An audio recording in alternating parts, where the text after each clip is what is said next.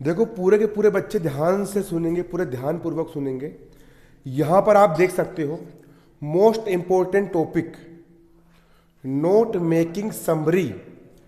10वीं क्लास में आता है, 9वीं में भी आता है, 11वीं में भी आता है, 12वीं में भी आता है, हर क्लास में आता है।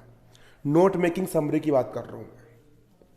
नोट मेकिंग समरी बच्चे लोग कुछ भी बना करके जाते हैं न। 7 अंक का आता है, टोटल 7 अंक का आता है। आपको 7 अंक फ्री के मिल रहा है, कुछ याद करके नहीं जाना है, फ्री के 7 नंबर मिल रहा है। 4 नंबर का आपका नोट्स आता है और 3 नंबर की यहाँ पर आपको समरी लिखने के लिए आती है।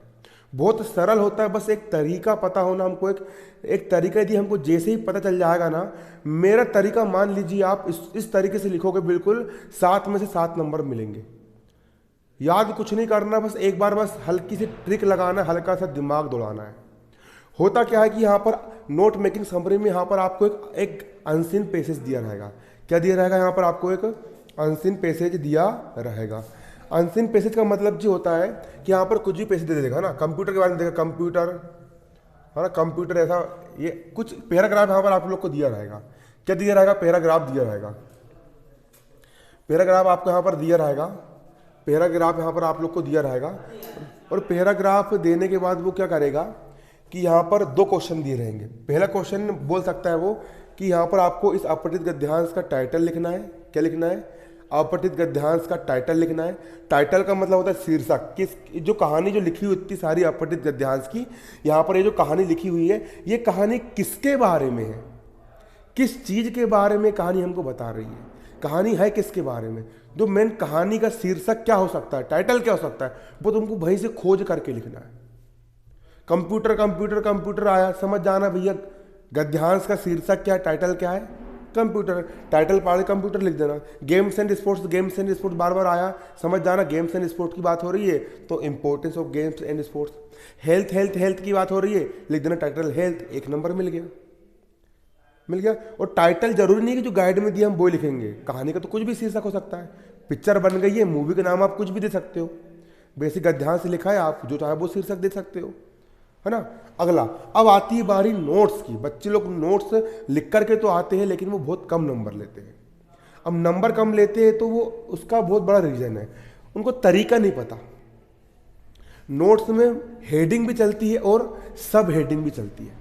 नोट्स लिखने के लिए सबसे पहले यहाँ पर आपको लिखे आपने नोट्स डालना है, NOTE नोट्स, ये लिख के ऐसा करके ये डबल डंडी पाड़ना। फिर इसके बाद फिर क्या करना है? इसके बाद सबसे पहले पहली हेडिंग, पहले पॉइंट में क्या करना है, इतने बड़ा जो पैराग्राफ दिया है ना, है ना। सबसे पहले देखो, जो बच्चे को अंग्रेजी अच्छे से बनती है, जो अंग्रेजी के मास्टर है, जिनको अंग्रेजी पूरी समझ में आती है, नोट पहले बता रहा हूँ। नोट्स का मतलब जो होता है कि आपको बहुत बड़ा एक मैटर दिया गया है।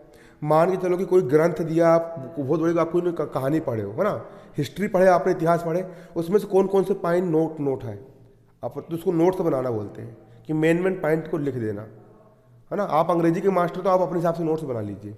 क्लियर। समरी का मतलब क्या होता है? समरी का मतलब होता है सारांश। आप कहीं पर गए और आपने बहुत 4-5 घंटे की घटना देख करके आए, उसको आप घर आकर के छोटे रूप में बताते हो। तो वैसे इतना बड़ा जो गद्यांश से लिखा है, इसको छोटे रूप में, इसको सार रूप में आप किस प्रकार लिख सकते हो? समरी 30 से 40 शब्दों में लिखना पड़ता है। यदि आप उसको पहले आप उसको पढ़िए, उसको ट्रांसलेट कीजिए, फिर अपनी भाषा में छोटे में लिख दीजिए, है ना। अब अंग्रेजी पढ़ते नहीं आती है, ट्रांसलेट करते नहीं बनता है, तो सबसे आसान तरीका बता रहा हूँ। कुछ मत करो, सबसे पहले यहाँ पर 2-4 शब्द जो आपको पसंद आए, 5-6 शब्द अच्छे अच्छे वाले, यहीं देखो, जहाँ पे जाके टीप दो, लिख दिए, लिख दिए। यहीं से देखे 4-5 शब्द ये लिख दिए। अब जब पहले पॉइंट बन गया, अब इस पहले पॉइंट के अंदर, पहले पॉइंट का एक नाम दिए, इसके अंदर वो दे दी ए नाम। इसके आसपास की जो कोई भी लाइन पसंद आए, एक लाइन यहाँ लिख दो। इसको ब्लैक पेन से लिखो, उसको वाले पेन से लिखो। बी नंबर डाल करके इसके आसपास की लाइन जो पसंद आए लिख दो। सी नंबर डाल करके इसके आसपास की लाइन जो पसंद आए वो भी लिख दो। तो पहला ये होगी मेन हेडिंग पहली, उसके अंदर की 3 सब हेडिंग हो गई। क्लियर है। इसके बाद आप डालेंगे दूसरा नंबर, फिर 4-5 शब्द जो मेन है, जो मेन नोट्स है, किसके बारे में, उस नोट्स के अंदर के नोट्स है ना, ये यहाँ पे लिख दो 4-5 शब्द, लिख दिए। फिर दूसरे का जब दूसरी मेन हेडिंग होगी, अब इसके अंदर की सब हेडिंग, फिर इसके अंदर का ए नंबर का पॉइंट उसके आसपास का लिख दो, फिर बी नंबर का पॉइंट है ना उसके आसपास का लिख दो। कल पेपर है आप लोग का, कोचिंग अब परसों लगेगी, परसों अपने निश्चित समय पे, समय क्या था अपने सुबह का 8 से 9, आप लोग की कोचिंग 8 से 9 रहेगी। क्लियर? रोज़ सुबह कितने बजे रहेगी?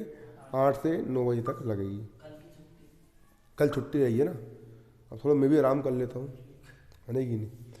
अब अगला बनेगा आपका सी नंबर का, अगला क्या बनेगा यहाँ पर आपका सी नंबर का, तो उसी के आसपास का आपने यहाँ पर सी नंबर का लिख दिए सी नंबर का, हो गया, लिख दिए इस प्रकार से, है ना। पहला पॉइंट बन गया, दूसरा पॉइंट बन गया, फिर इसके नीचे लिखना है, यहाँ जगह नहीं इसलिए बाजू में लिख दे रहे हो ना, इतना समझदार होगा ना, समझदारों में से भी। दूसरा हो गया यहाँ पर, अब तीसरा लिखेंगे, क्या लिखेंगे अपन?